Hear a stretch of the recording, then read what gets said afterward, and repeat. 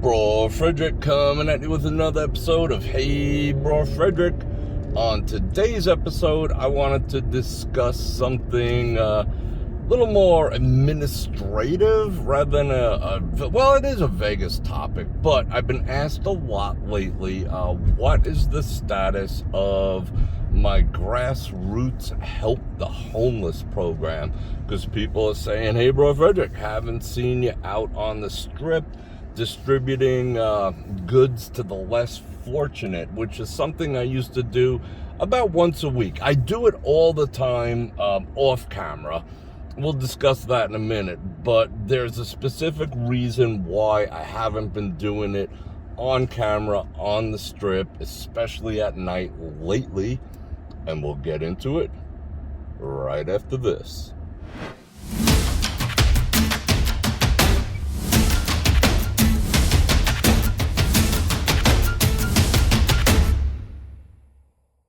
And welcome back. So for everyone who's emailed me or asked me during a live stream or sent me a message or left a comment, what is the status of the Bror Fredrik? And not that I want to claim rights to helping the homeless or anything, but it's been a thing I've been doing ever since I started the channel, which is what I like to call help the homeless. And I have no trademark, copyright, patent on that.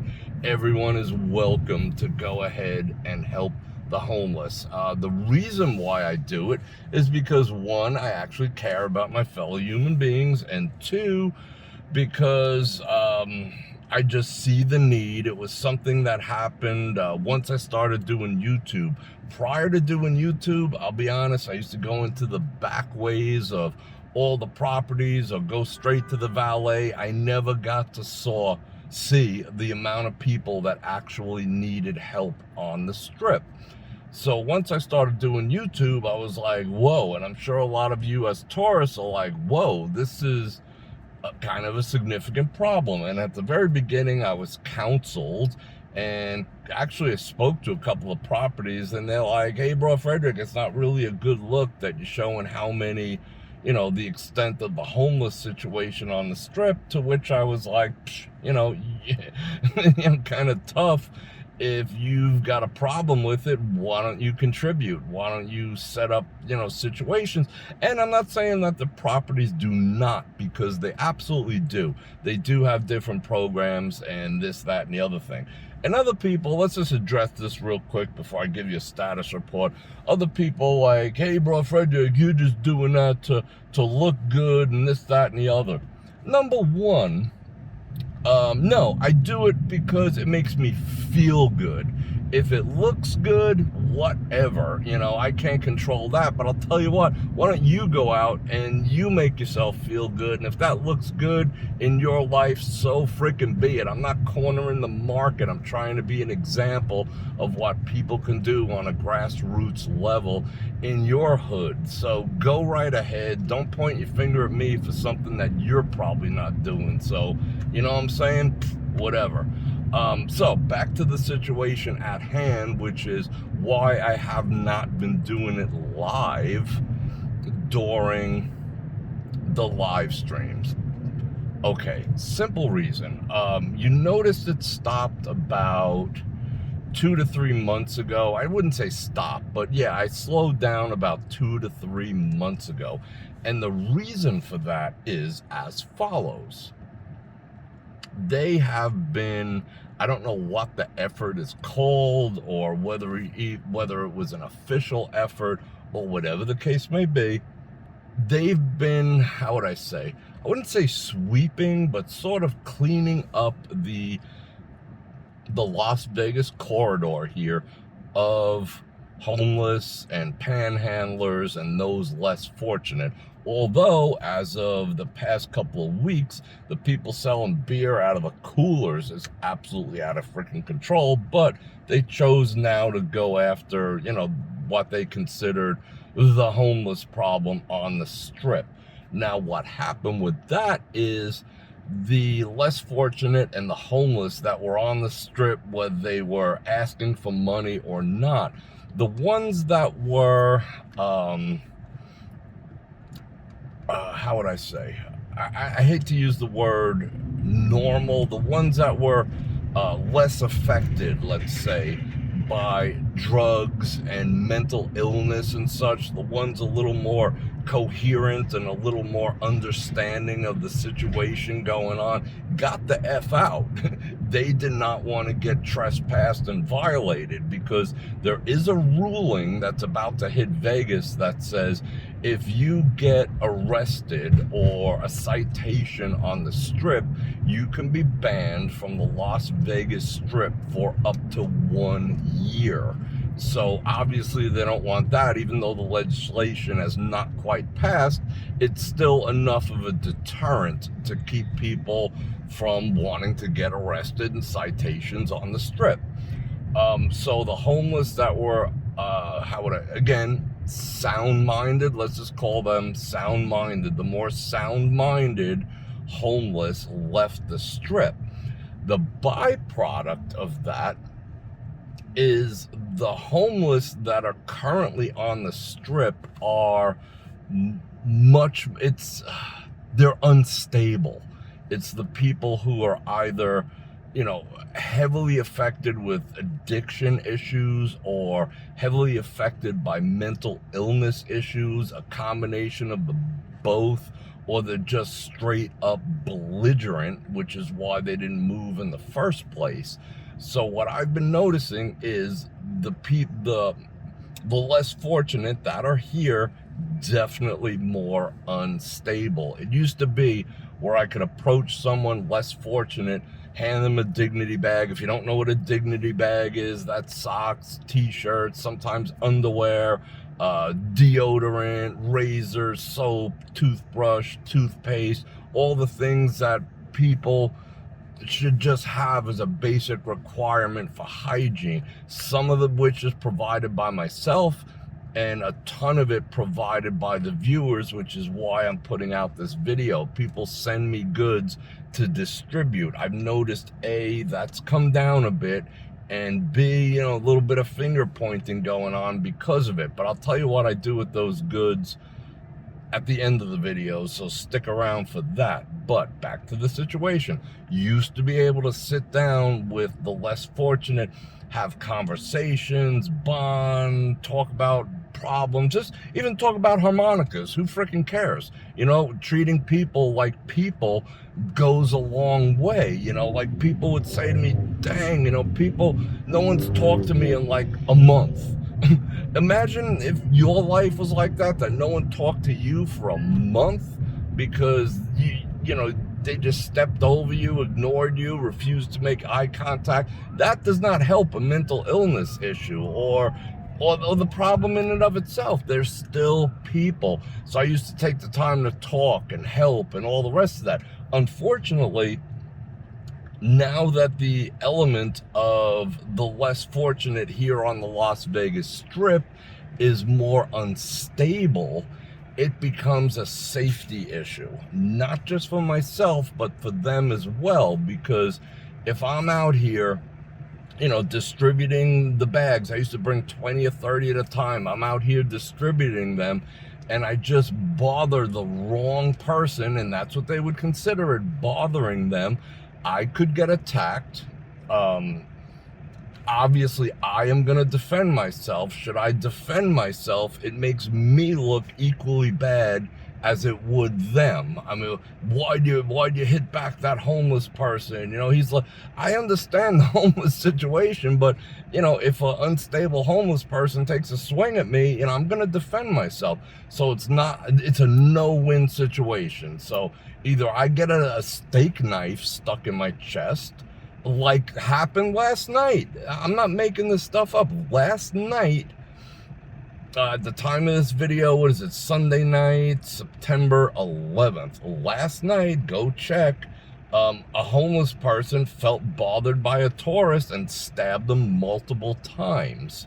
And this was an unstable, whether psychologically or affected by drugs or a combination of both, almost took someone's life. And I do not, as much as I want to help my fellow human being, I don't want to surrender my life in the process or consequently perhaps have to defend my own life with one of them. It's a no-win situation. Nobody is gonna, they're giving out no prizes for that. So that has made the situation untenable. It's dangerous.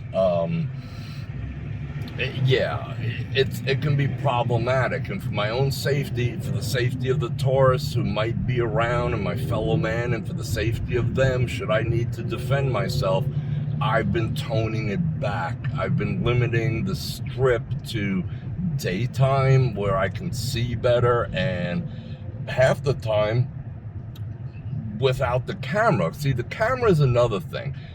People say, oh, Bror Fredrik, you're just, taking advantage of the homeless and showing them. I don't really necessarily show the homeless that I'm helping, except on occasion. And the only reason I do it 100% is because I want the people who have donated, that gives me the opportunity to donate, I want them to get the same sense of satisfaction that I get. I wanted people to see their bottles of deodorant, their t-shirts, their socks that they're sending that are actually going to help people. It wasn't about, like I see that bullshit all the time where people like, oh, let me photograph the homeless and put it up on Fine Art America.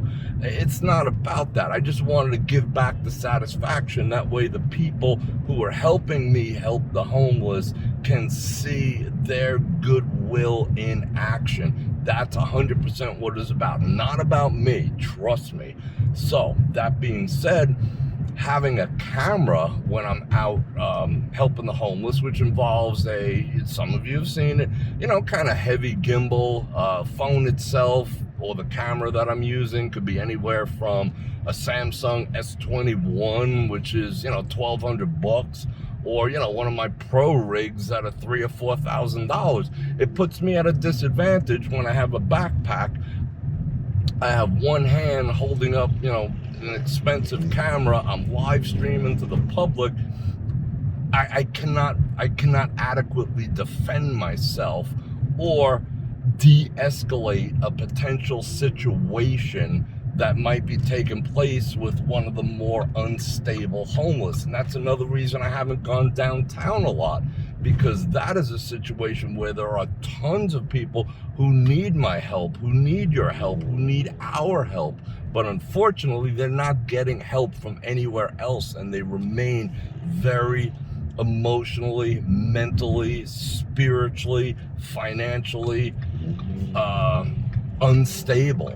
And they're not getting the help that they need. And it's more than a toothbrush with some people. They will reject the toothbrush and, take your wallet type of stuff. So, yeah, that is one of the reasons too. I'm at a disadvantage in the physical sense. I couldn't even if I didn't want to defend myself in a situation, I'd still be at a disadvantage, not being able to just run out of a situation because I'm carrying equipment and stuff.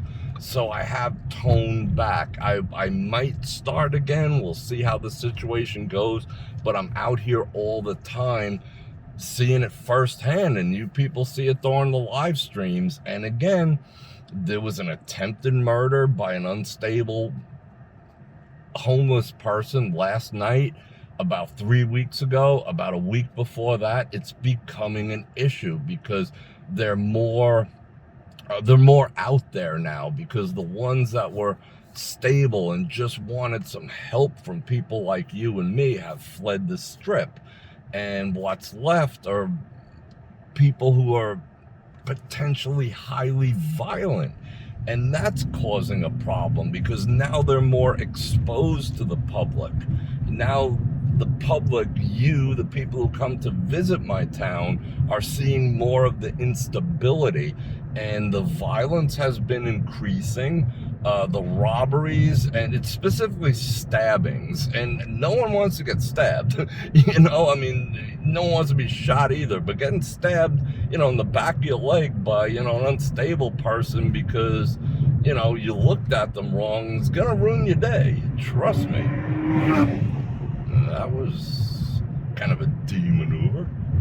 Shout out Rented Porsche. So like I said, what I am doing is I've been going into the areas, and I always say I don't live too far from the Strip. I've been going into the areas where the more stable, they still probably have some mental issues, they still probably have some addiction issues and whatever, but they're not of the violent, retaliatory, aggressive, or just straight up out of their mind individuals that are sort of roaming the Strip right now. And I can talk with them, and I carry around in my trunk right now in this car, I probably have 30 or 40 dignity bags that I make up, and I distribute them everywhere I go. When I go to the bodega to go get some milk, I give a few out. If someone hands me $20 and says, hey, Bror Fredrik, go help the homeless with this, I go to a McDonald's, I buy $4 or $5 gift cards, and I give them out right in the parking lot. That's how many less fortunate and homeless people are in this town. You cannot go to a McDonald's except in the really exclusive areas without seeing less fortunate right in the parking lot there. Every gas station, almost every fast food, and honestly, almost every corner. I could take you to 3 blocks down, Valley View Boulevard, which is where the Rio is. Long stretch goes, you can get from the Cosmo, you can go all the way north.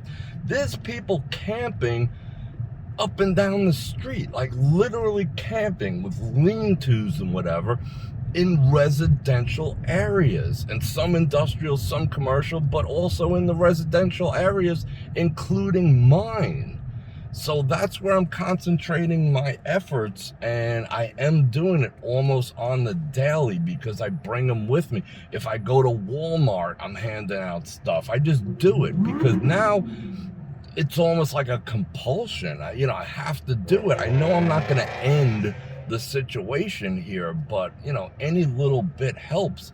And the way they've raised rents here in this town, which is anywhere from 30 to 100% rent increases in this town. There's a lot of homeless people. There's people straight up living in their cars, still going to work, but living in their cars here in this town. It's a side of the town that most people who come here just never get to see or experience. I see it on the daily, and I try to do what I can on the daily. Let's let this guy go. What up? So yeah, that's the current situation. So right now I'm gonna flash on the screen the address and the different ways that you could help me help the homeless, because I do want to keep the project going. And again, I don't want to go into local areas and stick cameras in that face. It's, as I'm helping people, there's no gratification there.